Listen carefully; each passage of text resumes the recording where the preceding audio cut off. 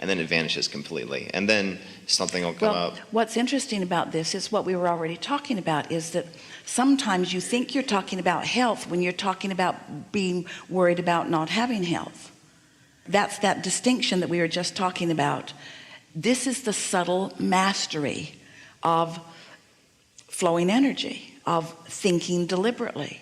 We'll take it off that subject just for a little bit because it will be easier for any of you to hear it. So if the subject is, I would like to have $100,000, what does the idea of having $100,000 do to me emotionally? If it aggravates me, then talking about money is causing me to activate where I am about money. If I activate where I really am about money in relationship to what I really want about money, then I feel that discord. But if I talk about money and I'm not worried about money, then talking about money doesn't bother me at all, and there's no discord. So people will say, should I get health insurance? And over the years we've said, we're talking to you individually, we're not talking to everyone collectively about this, but if you are worried about needing it, you better get it. Oh yeah. And so the thing about talking about health is, people say it's better to have preventative medicine, it's better to have preventative diet and preventative exercise. But the big question is, if what you are preventing is really active in your vibration, then you're actually not preventing it through this action, you're actually encouraging it. Because this is a universe of attraction, there's no exclusion. When you say yes to something you want, you call it to you. When you say no to something you don't want, you call it to you. Because there's no yes or no, there's only attention to it which summons it. And so the key is to exercise or eat or whatever you're doing for the exhilaration of it, not to stave off something or not to prevent something. And so what we would do, we would acknowledge, and you said all of the things that we would say, but we would do it with this emphasis. Oh, things come up, but they're always minor, which means my vibration must be in a really good place.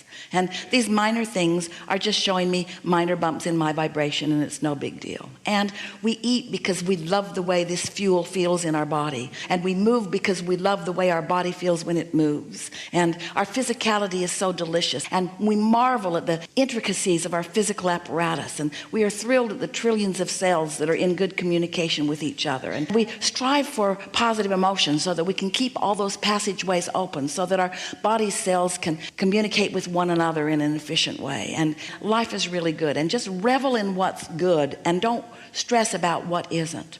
We're surprised any of you can find anything to eat. In other words, there's so much opinion about everything that you're doing that almost no one is really relaxed in their physicality. You can't watch television without them telling you that you need this, but it's going to kill you too. Try some of this, and then here's all of these side effects, and they'll say, oh yeah, give me some of that. I'd really like some of that. I'd like the opportunity to see if I will actually go blind. And so you just have to feel your way to it and revel in what is working. That is the key toward anything.